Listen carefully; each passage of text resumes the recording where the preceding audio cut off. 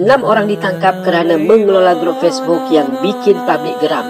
Grup fantasi sedarah dan suka duka ini ternyata sudah berjalan cukup lama sebelum akhirnya diblokir pada 15 Mei. Ada dosa yang menggoncang langit.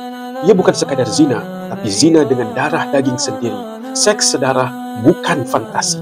Ia laknat yang dinanti. Zina sedarah adalah antara dosa paling besar dalam Islam kerana ia dapat merosakkan kehormatan keluarga, keturunan dan maruah manusia. Imam Az-Zahabi menyebutkan dalam kitabnya Al-Kaba'ir, zina mahram adalah antara dosa yang paling berat dan bahkan ia lebih dahsyat dari zina biasa. Zina mahram pula termasuk dalam kategori zina yang paling keji.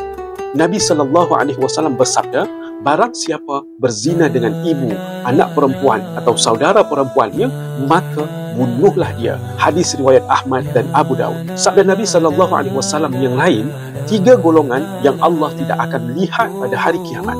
Dan salah satunya adalah lelaki yang berzina dengan mahramnya sendiri. Hadis riwayat At-Tirmidzi. Wahai saudaraku, nafsu yang tidak dikawal akan membakar segala yang suci. Jangan gadaikan maruah kerana syaitan yang terlaknat.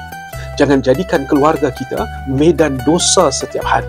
Air mata taubat masih diterima, tapi pintu taubat tak selalu terbuka. Berhentilah sekarang sebelum hidup kita dibakar dosa yang kita cipta sendiri. Jangan lupa follow, like, comment and share. Semoga ramai yang mendapat manfaat.